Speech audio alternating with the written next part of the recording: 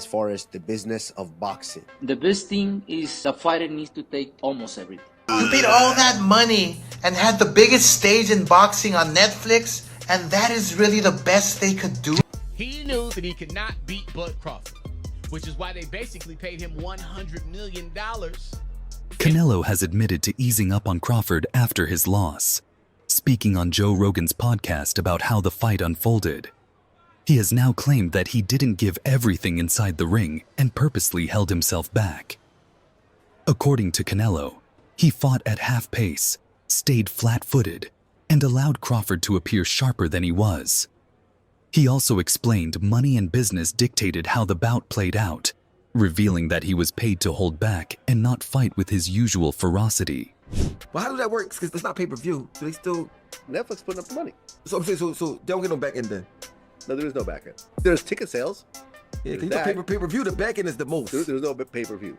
I guess if you give me $50 million up front, I don't really care about a back end. This statement confirmed what many insiders in boxing were already whispering in the days after the fight. Experts and fans instantly noticed that something about Canelo's performance felt strangely off. He barely touched his jab, one of the most crucial weapons of his career. He never built combinations or pressed Crawford with his trademark rhythm. Instead, he flicked single punches, often stood frozen, and showed no urgency even as the rounds slipped away. The punch stats told the same story with some of the lowest totals he had ever recorded. At first, most assumed it was age or decline, but his confession reshaped the entire narrative. He don't have the punching power, but he has the skills that's necessary. Crawford. Yeah. So you were very impressed with his performance? The point of the matter is, I knew if it came down to if somebody got knocked out, I thought Crawford would probably get knocked out. Yeah. But I know about Oscar De La Hoya was among the first to raise suspicions. Just hours after the fight, he posted online, "What was that? I know Canelo was slow, but not that slow. And I know Canelo was weak, but not that weak. Did Canelo train, or was he paid to lose?" For De La Hoya, who had promoted Canelo for many years, the performance looked unrecognizable. This is not how Canelo fights. Having witnessed him in training camps where his speed and output were evident, De La Hoya insisted this version was far too opposite. Watching him against Crawford, he refused to believe it was merely age. When he got hit by Crawford and he took that deep breath, he's frustrated. Don't get me wrong. Canelo facing the right opponent that's going to stay in front of him, that's going to fight, that's going to make it a brawl, Canelo knocks him out. So I'm not saying Canelo's shot or done. No, it's far from it. Veteran fighter Gabe Rosado has also weighed in on the matter. He said Canelo fought with cemented feet, no jab, no combinations, and only one punch at a time. For Rosado, it was the type of performance expected from someone far beyond their prime, not from a reigning champion still holding belts. His remarks align directly with what Canelo has since admitted. Against Golovkin and other top names, Canelo used a doubled jab, sharp counters, and relentless pressure. Against Crawford, Rosado emphasized, none of that appeared. Watching Bud catch those shots off his glove, he looked amazing. So amazing. Yeah, he looked good. Yeah. He'd go to a body and he'd catch that and come up with an uppercut. You know, just all those things that seem... He looked great. Yeah, I've never seen anybody do that to ever. No one has. Yeah, he's the best. Canelo. Ever. Yeah, he's the best. And I think he would do that to Canelo on his best day. And Canelo said it, he goes, I couldn't figure him out. No. Which is... Clarissa Shields also believes that Canelo's body was simply breaking down. In her view, he could no longer move, could no longer fire combinations, and his legs had completely given out. She saw it as the natural conclusion of a long career. That perspective felt reasonable at the time. David Benavidez, one of Canelo's harshest critics, has long insisted that Canelo avoid certain opponents. Before the Crawford bout, he claimed Canelo selected fights where he held the advantage and skipped those that pushed him. Afterward, Benavidez repeated that Canelo had lost interest in true risk. You have any advice for them as far as boxing business? Because, you know, the fighters always get the less money, and some of the fighters they need to take the money, the guarantee money, right? Because they don't they don't make a lot of money in the fights, right? But they are as a fighters. According to Benavidez and many others, Canelo was chasing the massive payday, and while some were shocked, Benavidez saw nothing unusual. In fact, he predicts this is exactly how Canelo will keep moving forward. Oscar De La Hoya told Fight Hype that the outcome was less about decline and more about styles. He rejected the claim that Alvarez is finished, but admitted the future rests on careful matchmaking. Don't get me wrong, if Canelo faces the right man who stands in front, who brawls, he scores the knockout. So, I'm not saying he's done. Far from it. De La Hoya explained, "It's all in the matchmaking, all in who you put in there, all about squeezing those last dollars out." Tired. You see, Canelo is a strong fighter, and every punch he throws comes with power, right? That breaks down the body. Physically, his body is breaking down. Plus, he just had a kid. Canelo wants to go enjoy his life. He wants to keep his wits, keep his mind together, stay sharp, and go enjoy a little bit of that money that he just made. But he could not pass the torch to somebody that didn't respect the game. Canelo's at the top of the list. But Terence According to De La Hoya, there remains belief that Canelo can still succeed at the elite level, but only against styles that suit him. Eddie Hearn takes another view. Speaking to Sports Illustrated, he stressed the commercial and sporting pull of a Crawford rematch. For him, the real intrigue is whether Canelo can silence talk of retirement. Fans want to see if Alvarez makes adjustments or if Crawford drives him closer to the exit. Canelo could shock everyone with changes in his style, Hearn said, citing his past ability to reinvent his approach. He believes Alvarez can arm himself with a renewed skill set to put Crawford in true danger. Mac, you've been training Crawford for years. Is he retired or is he going to keep fighting? He just got to take a break. Is Terence Crawford retired or is he going to keep fighting? Oh, he's going to keep fighting. He's going to keep fighting? Yeah. You're the man. Be man. Hey, congratulations. Enjoy the win. Thank you. Thank you. In the first fight, Canelo started strong.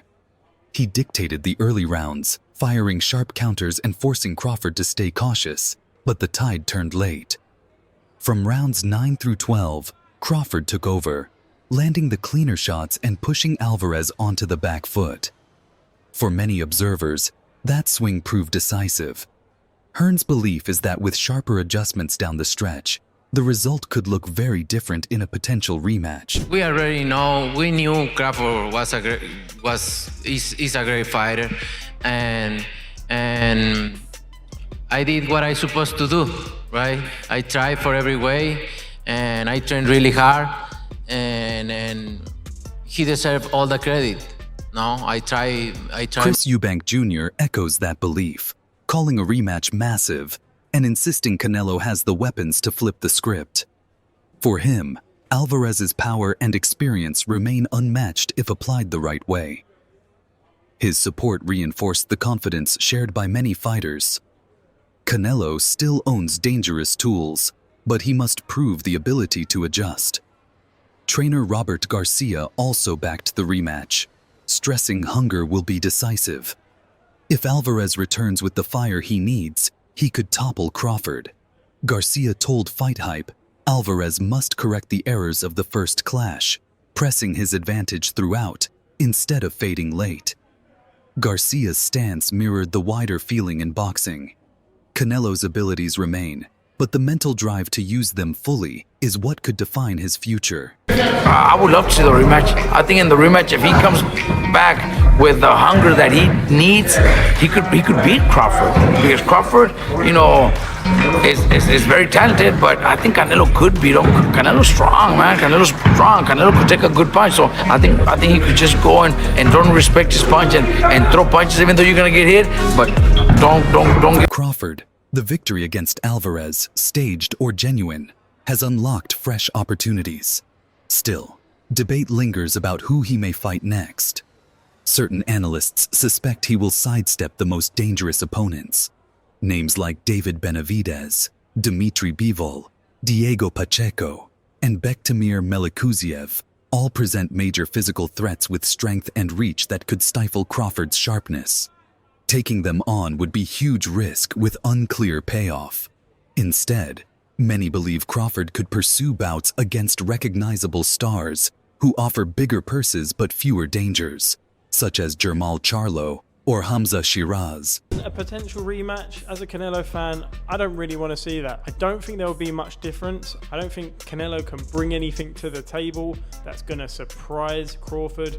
He's a different fighter now. If this was 10 years ago, yes, I think the fight could have gone a different way, but there's no point in even thinking that because Canelo's a different fighter now. They fought today. They fought when Crawford is older as well, so I can't be trying to say, well, Canelo's not in his prime. The business side of boxing now takes center stage.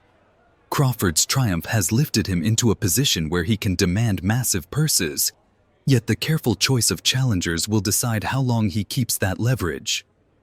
At the same time, Canelo's path will shape the division. Should he chase immediate redemption against Crawford, the bout could draw staggering attention worldwide.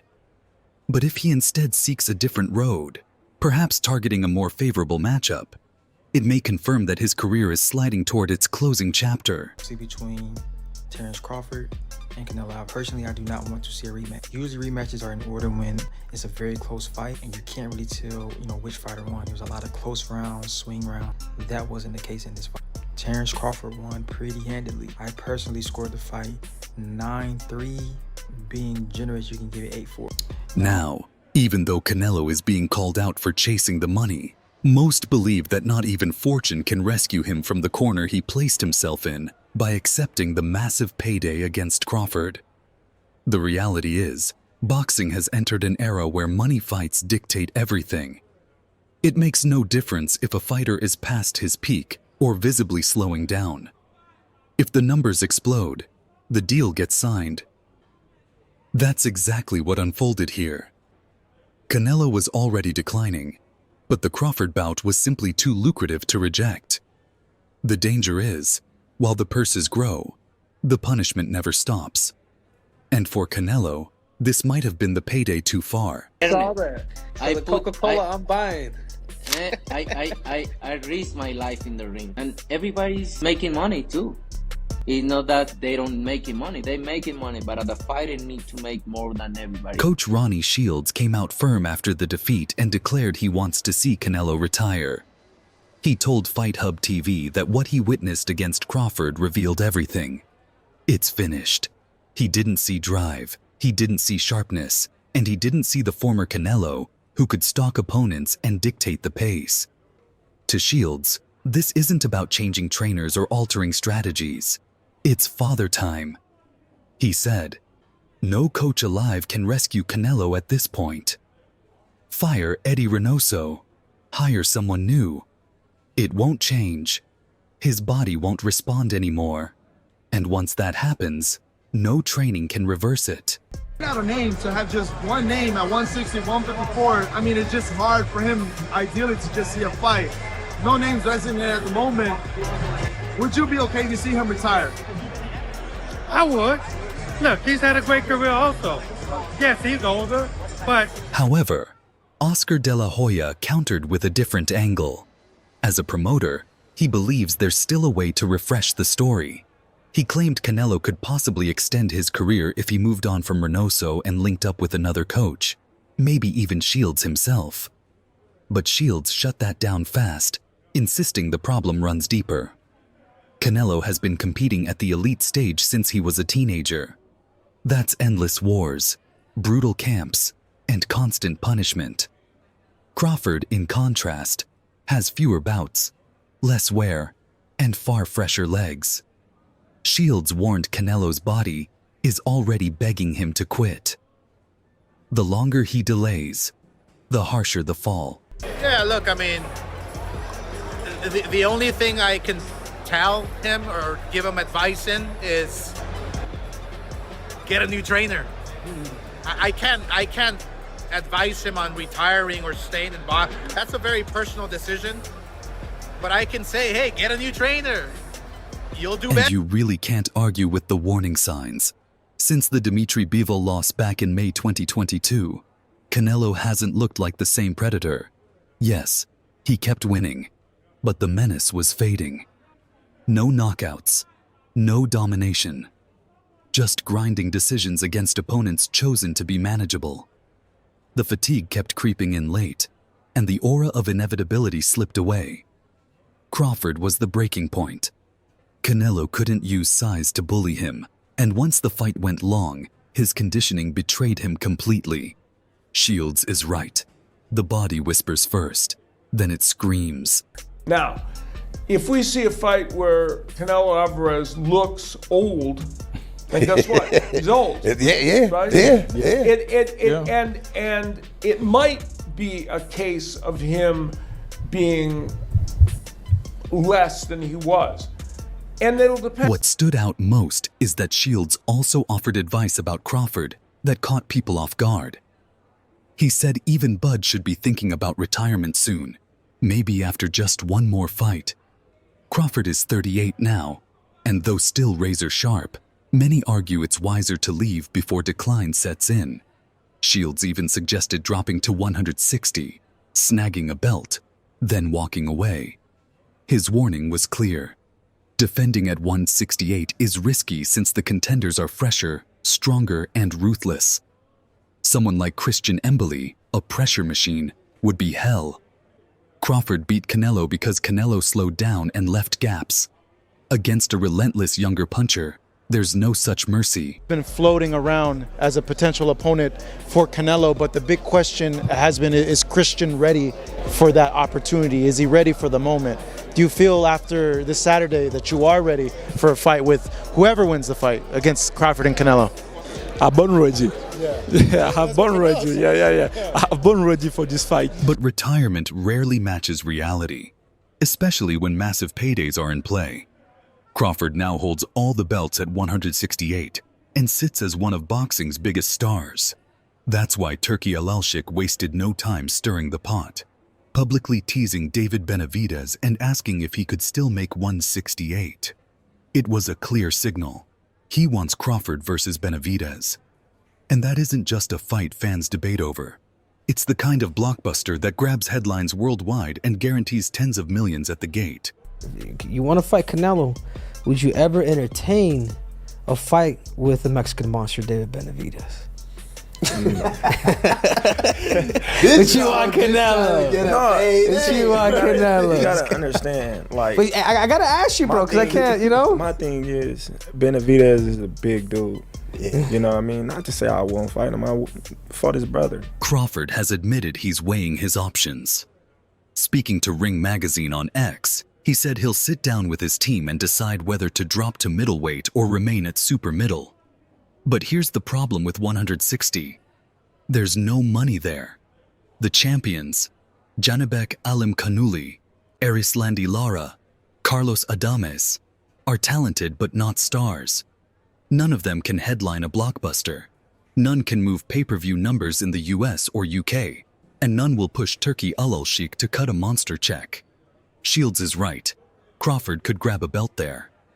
But financially, it's a dead end. There's still a need for Benavidez. Who? Canelo? Turkey people are talking about it. Turkey hit it at that. He was like Benavidez. Yeah, he Turkey, did. So. Turkey just posted that this morning, wondering if Benavidez can make 168.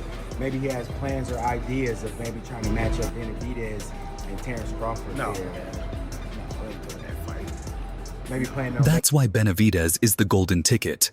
The only question is whether he can still make 168 comfortably. If he can, the fight is massive. Benavidez is young, undefeated, and hungry to finally test himself against an elite name. Crawford, older but armed with elite skills, is seen by many as having a real chance despite the weight gap. Online reaction was instant. Some fans insisted Bud would school Benavidez with pure boxing. Others argued the relentless size and pressure would finally break him. But on one point, everyone agreed. This is the fight to make. They both need this fight. It's a storyline there. You beat my brother. I need that revenge. I'm the Mexican monster. You a pound for pound great. You coming up. Let's do it. If Terence Bud Crawford beats David Benavidez, I don't even think he needs to fight Canelo. You automatically have to put Terence Bud Crawford in top 5 or top 10 all time. Other names remain in the mix too. Dmitry Bivol and Artur Beterbiev at 175 are options. And if Crawford took that path and won, it would be historic. Jaron Ennis and Virgil are still there. But both sit at welterweight and lack the same intrigue now that Crawford has cleaned out that division. Sebastian Fundora lingers as another option, though more of a wild card. The reality is, the only fights that truly matter for Bud now are the ones that sell big. Legacy is secure. What remains is the money. Let's see Bivol, Bud, next, since Bud's so strong. That's what I said. Why are you talking about 54? None of them dudes gonna get you up. If you truly beat Canelo, why not be the greatest fighter in the existence of boxing? Like, Bivol is the only dude to beat 2 undisputed active champions. Like, he beat Canelo as an undisputed champion, and he beat Better Beef as an undisputed. And that's exactly where boxing stands today. The sport no longer revolves around mandatories or rankings. It revolves around which fights spark the biggest global conversation. Turki Al-Sheikh has rewritten the script with his limitless pockets, and fighters like Crawford sit perfectly positioned to cash in. That's why, even with voices like Ronnie Shields urging retirement, it's hard to picture Crawford stepping away now. The money is too rich, the spotlight too bright, and the chance to etch more history still very real. Mac, you've been training Crawford for years. Is he retired or is he going to keep fighting? He just got to take a break. Is Terence Crawford retired or is he going to keep fighting? Oh, he's going to keep fighting. He's going to keep fighting? Yeah. You're the man. Be man. Hey, congratulations. Enjoy the win. Thank you. Thank you. Fans online are already charting fantasy blueprints for Crawford's next move. Some argue he should snatch a middleweight belt, then leap straight to light heavyweight for Bivol or Beterbiev. If he pulled that off, he'd join only one other man in history with titles in 7 weight classes, a feat even Mayweather never touched, one that would rocket his case as the greatest of all time. Others dismiss that roadmap entirely. Forget 160, forget 175, just fight Benavidez next and deliver the clash fans have been begging for.